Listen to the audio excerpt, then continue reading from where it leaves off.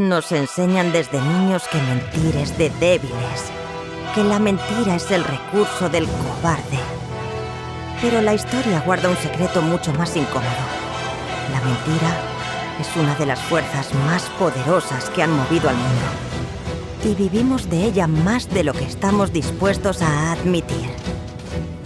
Hace 500 años, un hombre se atrevió a escribir cómo el engaño sostiene el poder. No contó ninguna mentira, solo describió las que vio. Y por decir esa verdad, el mundo convirtió su nombre en un insulto que todavía usamos. Se llamaba Nicolás Maquiavelo. Pero esta no es la historia de Maquiavelo. Es la historia de por qué castigamos al que nombra la mentira, antes que admitir cuánto la necesitamos. Nicolás Maquiavelo comprendió algo incómodo sobre la mentira. No porque fuera un mentiroso, no lo era. Ni porque quisiera enseñar a engañar, sino porque vio, con una claridad que su siglo no pudo soportar, que la mentira no es el recurso del débil, ni el accidente del poder. Es su cimiento. Los tratados, las cortes, los altares y las campañas se sostienen sobre ella mucho más de lo que estamos dispuestos a admitir. Maquiavelo no inventó esa mentira, solo demostró con su vida entera lo que costaba nombrarla. Empecemos por deshacer una injusticia. Hoy, maquiavélico significa manipulador, traicionero, frío, calculadamente cruel. Es la palabra que reservamos para el que engaña sin escrúpulos. Y sin embargo, el hombre que está detrás de esa palabra era casi lo contrario de lo que su nombre acabó significando. Maquiavelo era un republicano que amaba la libertad. Durante 14 años sirvió a la República de Florencia, no engañando, sino negociando, observando, cabalgando por media Europa hasta las cortes de reyes, emperadores y papas. No era un mentiroso por naturaleza, era un testigo. No estaba diseñando la mentira, la estaba mirando trabajar de cerca, todos los días. Y lo que vio, nadie quería decirlo. En esas cortes, vio a los hombres más poderosos de su tiempo vencer no por su virtud, sino por su capacidad de engañar. Vio que el mundo no premia la honestidad, premia la apariencia de honestidad, que es más seguro parecer bueno que serlo, que el príncipe que cumple su palabra en un mundo de mentirosos no sobrevive, lo devoran. La mentira no era la excepción del poder, ni la grieta, ni el accidente. Era el cimiento, vestido de virtud. Estaba en los tratados que se firmaban para romperse, en las alianzas que cambiaban de la noche a la mañana, en las sonrisas que escondían el puñal. Hubo un episodio que Maquiavelo presenció con sus propios ojos y que jamás olvidó. César Borgia, acorralado por sus propios capitanes rebeldes, no los combatió, los perdonó. Les tendió la mano, les ofreció reconciliación. Los invitó a un encuentro en la ciudad de Senigallia con todas las muestras de amistad. Y cuando los tuvo reunidos, confiados y sonrientes, los hizo apresar y estrangular uno por uno. Maquiavelo estaba allí, como enviado de Florencia, y vio cómo una sonrisa fingida lograba lo que ningún ejército había conseguido. No lo escribió con horror, lo escribió con un asombro frío, casi admirado, porque comprendió que acababa de presenciar el arma más eficaz de toda la política, la mentira disfrazada de bondad. Pero todo el que estudia el poder de cerca termina, tarde o temprano, alcanzado por él. En 1512, la república que Maquiavelo servía cayó. Tropas españolas, el regreso de los Médici. Y de pronto el funcionario fiel quedó fuera de todo. Lo despidieron, lo multaron, lo confinaron dentro de las fronteras de la ciudad. Y entonces, meses después, su nombre apareció en una lista de conspiradores con la que no tenía absolutamente nada que ver. Lo arrojaron a una celda Lo colgaron de los brazos atados a la espalda y lo dejaron caer 6 veces, dislocándole los hombros, para arrancarle una confesión. No confesó nada, porque no había nada que confesar. El hombre que había estudiado el poder fue destrozado por el poder, castigado por una mentira que él no había dicho. Y aprendió, en su propia carne, una lección amarga.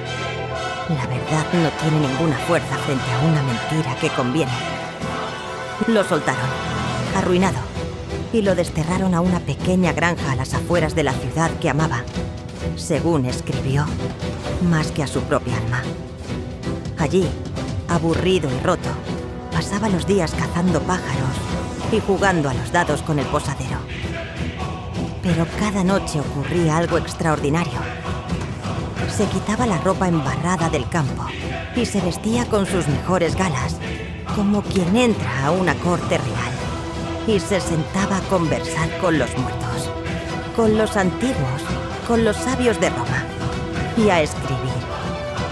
Y escribió un libro pequeño, y en ese libro cometió lo imperdonable. Puso por escrito, sin adornos, en italiano llano y no en el latín de los aduladores, cómo funciona de verdad el engaño que sostiene el poder. Que un gobernante debe ser zorro para reconocer las trampas y león para espantar a los lobos. Que los hombres son tan ingenuos que quien quiera engañar siempre encontrará a quien se deje engañar. Que es más seguro parecer bueno que serlo. No estaba enseñando el mal. No estaba celebrando la mentira ni invitando a usarla. Estaba sosteniendo un espejo. Describía la lógica que los poderosos habían seguido siempre y jamás habían confesado. Su único crimen fue decir en voz alta lo que todos hacían en silencio. Y el mundo no se lo perdonó jamás. Tomó su nombre y lo entregó al diablo. Convirtió maquiavélico en sinónimo de todo lo vil. La manipulación, la traición, la crueldad fría. La Iglesia metió sus libros en el índice de lo prohibido. Los dramaturgos los subieron a los escenarios convertido en villano. 500 años de desprecio cayeron sobre un funcionario arruinado que solo había escrito lo que había visto. Y aquí conviene detenerse a preguntar algo simple. Cuando un médico te dice que estás enfermo, ¿maldices al médico o le agradeces que haya nombrado lo que tú no querías ver? El mundo maldijo al médico. Siempre lo hace. Porque es más fácil odiar al que nombra la mentira que admitir que estamos enfermos de ella. ¿Y por qué duele tanto ese espejo? Porque la mentira más profunda no es la que decimos, es la que nos decimos. Maquiavelo escribió que quien quiera engañar siempre encontrará a quien se deje engañar. Pero hay algo que no escribió y que su propia historia demuestra. El engañador más constante que cada hombre encuentra en su vida es él mismo. El cortesano que jura una lealtad fingida termina creyendo que la siente. El príncipe que finge piedad ante el pueblo termina convencido de su propia santidad. El pueblo que repite el mito termina recordándolo como historia. Mentimos para sobrevivir y después, para poder vivir con nosotros mismos, nos creemos la mentira. Por eso no bastaba con quemar el libro. Había que maldecir al autor. El espejo que Maquiavelo sostuvo no era prohibido por mostrar a los príncipes. Era prohibido porque nos mostraba a todos. Y aquí está la ironía más cruel, la que los siglos construyeron piedra sobre piedra. El hombre que desnudó la mentira era un amante de la verdad y de la República. Murió en 1527, pobre, sin cargo, sin poder, con el nombre convertido en una maldición que ha durado medio milenio. Y los hombres que él describió, los zorros y los leones, los grandes engañadores, murieron en palacios, coronados y celebrados, con el rostro tallado en mármol, recordados como grandes estadistas. Al mentiroso lo honramos, Al que dijo la verdad sobre la mentira lo enterramos bajo su propio nombre vuelto. Insulto. No castigamos el engaño. Castigamos al que tuvo el valor de señalarlo. Esa es la lección final de Maquiavelo sobre la mentira. Y es la más incómoda de todas. La mentira no es el arma del débil. Es la maquinaria silenciosa del poderoso. Y todos, un poco, somos sus cómplices. Por eso lo más peligroso que puedes hacer no es mentir. El mundo está lleno de mentirosos y a casi todos los perdona. Lo más peligroso es señalar la mentira y nombrarla, porque en ese instante no desenmascaras solo al mentiroso. Nos desenmascaras a todos los que la necesitábamos. Maquiavelo no nos enseñó a mentir. Nos enseñó algo mucho peor, que ya lo hacíamos y que no queríamos saberlo. Por eso, 5 siglos después, su nombre sigue siendo un insulto. No por las mentiras que contó, no contó ninguna, sino por la única verdad que nadie le perdonó. Si te interesa pensar las grandes ideas con esta profundidad, suscríbete a Logos.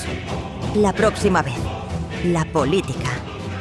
¿Por qué el arte de vivir juntos se convirtió en el arte de dominarnos unos a otros?